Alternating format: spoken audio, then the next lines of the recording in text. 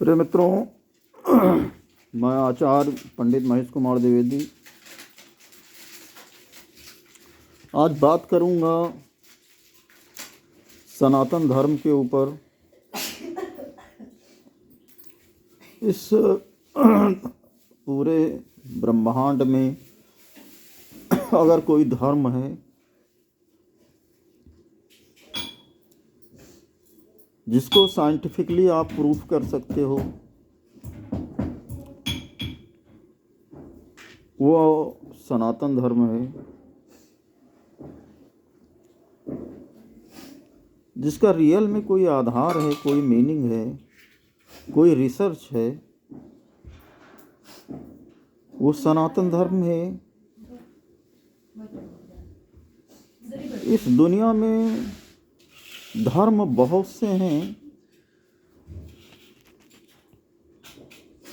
धर्म की जो डिफिनेशनली आप उसको एक्सप्लेन करना चाहो, परिभाषित करना चाहो, तो कुछ लोग जो हैं जीवन जीने के कुछ विशेष नियम कानून को मानने वालों का एक समूह होता है। उसके अनुसार अपने जीवन को जीना स्वीकार करते हैं लोग,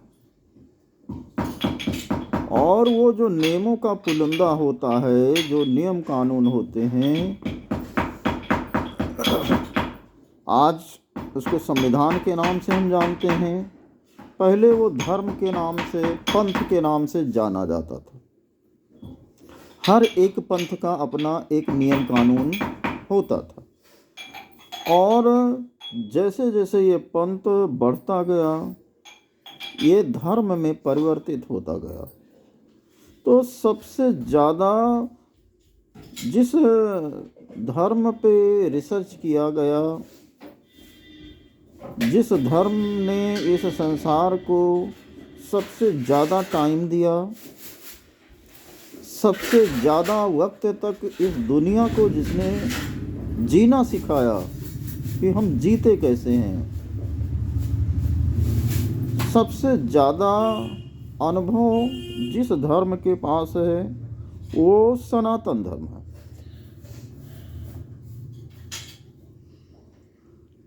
धर्म में जो नियम सिद्धांत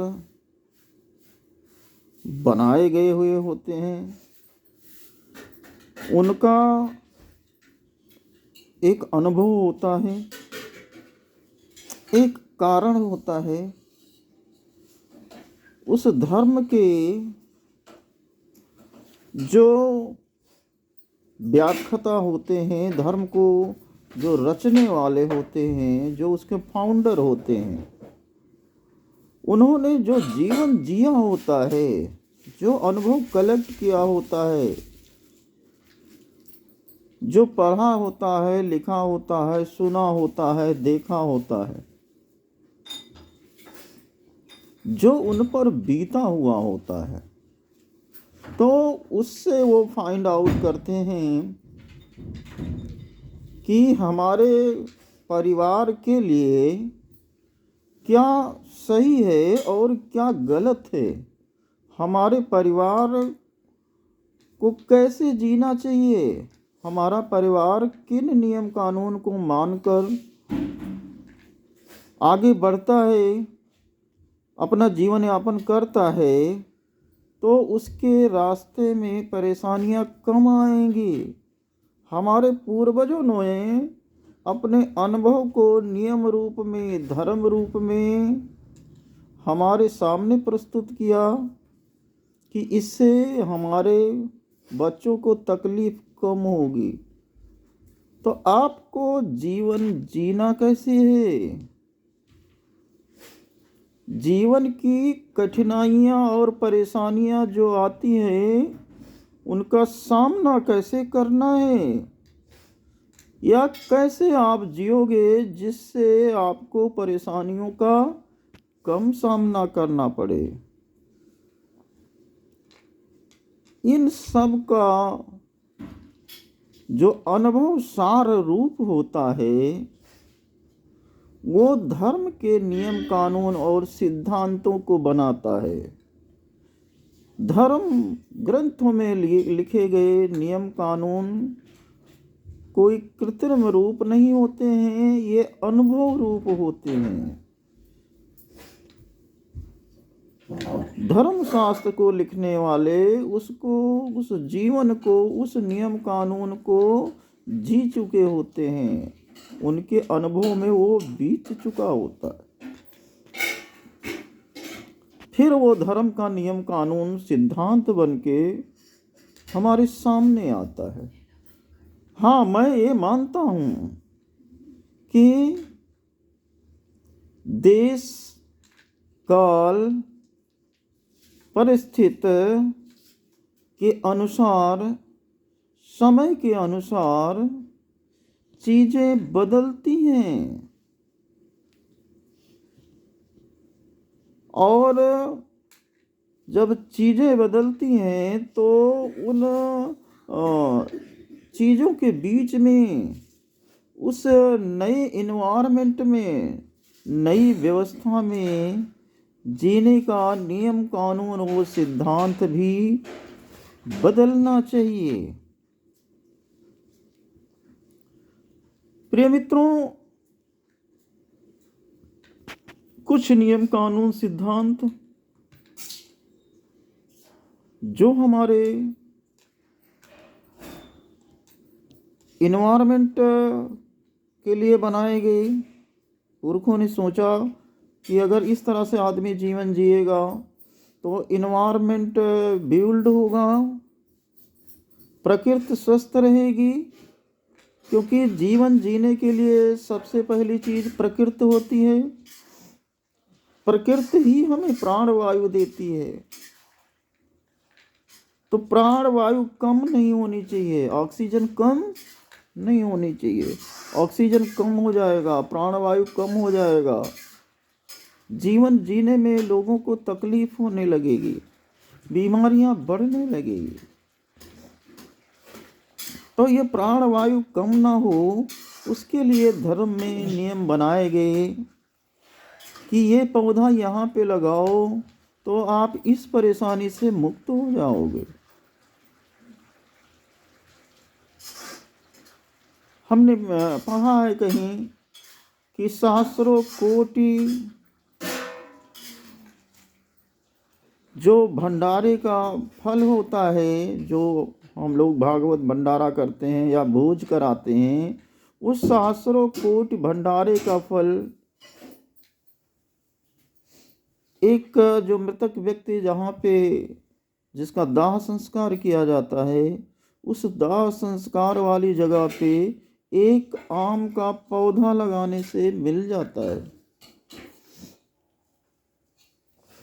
मैं अपनी बुद्धि से अगर इसकी विवेचना करूं तो सहस्रों कोटि का फल मिलता है। क्या मिलता है ये तो हमने देखा नहीं और ना इसका कोई लॉजिक है, लेकिन अगर मनुष्य एक पौधा लगाता है, इसी बहाने लगाता है कि भाई अपने परिजन को सब प्यार करते हैं और धर्म में लिखा है कि भाई ये करने से इतना पुण्य प्राप्त होता है और आपके परिजन को उसका लाभ प्राप्त होगा और वो स्वर्ग को पहुंच जाएगा, यानी वो सुखी, मरने के बाद सुखी जीवन यापन करेगा। तो परिजन जो उसके इस धरती पे है वो एक पौधा लगा देते हैं। तो यहाँ कहा तो जा रहा है कि वो मृतक परिजन को मुक्ति मिल जाएगी, लेकिन वास्तव में उस मृतक परिजन का जो होना था वो हो चुका है। उसको क्या मिलेगा वो किसी ने नहीं देखा है, लेकिन लॉजिक को समझिए, उससे पौधे से जो ऑक्सीजन प्राप्त होगी वो ऑक्सीजन वहाँ के वासियों को सुखी जीवन देने में सक्षम होगा। मैं बहुत डिटेल में नहीं जाऊंगा। हमारे धर्म में परंपरा के अंतर्गत धर्म से इस तरह से बहुत सारे पायदान बनाए गए जहाँ पे मनुष्यों को बताया गया कि आपको ये करना चाहिए, क्योंकि प्राचीन समय में जो भी धर्म का संचालन करने वाले ऋषि थे, ब्राह्मण थे, वो वनों में रहते थे, प्रकृति के बीच में रहते थे। वो इतने शक्तिशाली थे कि वो जो कुछ करना चाहते थे वो कर देते थे, उनके कहने से चीजें हो जाती थी। लोग मानते थे भाई फलाने गुरुजी ने कह दिया तो वो सत्य ही है। हर चीज उनकी कही हुई लोग सत्य मानते थे और सत्य मानकर उनकी कही हुई बातों को करते थे और सुखी जीवन यापन उनको मिलता था। तो क्या होता है क्या नहीं होता है, लेकिन यहाँ ये जरूर साबित होता है कि जो भी कुछ करने को कहा गया है धर्म में, वो बहाना किसी और का होगा, लेकिन आपके सुखी जीवन यापन के लिए इन धर्म शास्त्रों में बहुत सारे नियम बनाए गए कि आपको ये करना चाहिए, ये नहीं करना चाहिए। इस तरह से बहुत सारे पंथ थे। आप इसको मैं फिर से रिपीट करूंगा कि हर परिवार का एक मुखिया होता था और वो मुखिया अपने घर परिवार को चलाने के लिए अपने अनुभवों के द्वारा कुछ नियम कानून बनाता था और वो नियम कानून उसके घर परिवार वालों को मानना अनिवार्य होता था। और वो नियम कानून धीरे धीरे परिवार बड़ा होता गया, कुनबा बड़ा होता गया और ये ग्रंथ अनुभव रूप में लिपिबद्ध होता गया। एक ग्रंथ धर्म ग्रंथ भी बड़ा होता गया। इस सृष्टि में माना जाता है कि मनु के द्वारा मनुष्यों की उत्पत्ति हुई।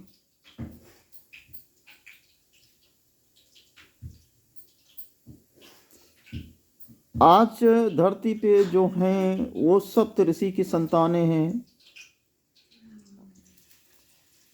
इसीलिए उन सप्त ऋषि वो गोत्र में आते हैं। तो इस सृष्टि में सबसे पहले तो एक ही परिवार था, एक परिवार से 7 परिवार हुए और 7 परिवार से आज के टाइम में अनंत धर्म हो गए, अनंत परिवार हो गए। सभी देशों ने गणना की है परिवारों की, लेकिन गणना कितने परिवार हैं उनको बताने के लिए पर्याप्त नहीं है। गणना में सब कुछ नहीं आता है, बहुत कुछ छूट जाता है। तो अनुभव के अनुसार आपके जीवन को सुलभ बनाने के लिए लिखी गई बातें आपके कल्याण के लिए लिखी जाती हैं। देश काल धर्म परिस्थिति के अनुसार ये बातें जन्म लेती हैं। देश काल परिस्थिति अगर बदलती है तो इनके जो नियम हैं वो भी बदलने चाहिए।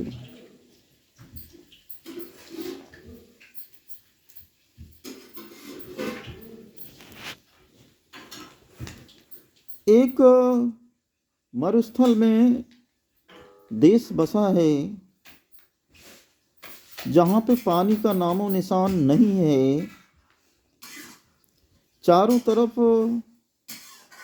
बालू और गर्मी दिखाई दे रही है। वहाँ पे एक कटीली झाड़ी का महत्व भी बहुत ज़्यादा है। एक बूंद पानी की कीमत बहुत ज़्यादा है। उस मिट्टी में कोई अनाज नहीं पैदा होता है। जैसे मनुष्य वहाँ पे हैं, उसी तरह से जानवर हैं, और जो कुछ भी वहाँ उपलब्ध है उसको खा पी के जीवन यापन करते हैं। तो उस मरुस्थल में रहने वाले लोगों के लिए पानी अमृत से भी महंगा है, पानी बचाना चाहिए उनको। अनाज है नहीं तो वो मीट ही खाएंगे, यानी पशुओं का मांस खाएंगे, जो उपलब्ध है वो खाएंगे। तो उनके जीवन जीने का जो धर्म बनेगा, जो नियम ग्रंथ बनेगा, वो उस मरुस्थल के अनुसार बनेगा। और भारत जैसे देश की बात की जाए, जहाँ पे ऐसा कुछ नहीं है जो उपलब्ध ना हो। यहाँ तो आपके मौसम के अनुसार खाने पीने रहने की चीजें उपलब्ध हैं। यहाँ पूरा एक वर्ष में आपको हर एक मौसम का आनंद उसी तरह से मिलता है।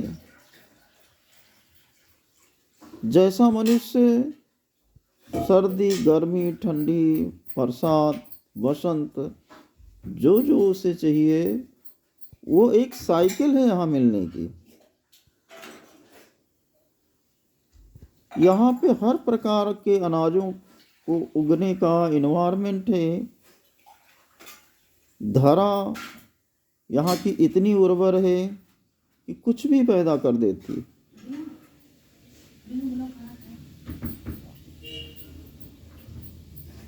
तो यहाँ पे जो जीवन यापन के लिए नियम कानून सिद्धांत बनाए गए, वो यहाँ की देश काल परिस्थिति के अनुसार थे। मरुस्थल में सैकड़ों मीलों तक पौधे, झाड़ी, मनुष्य किसी का नामो निशान नहीं है।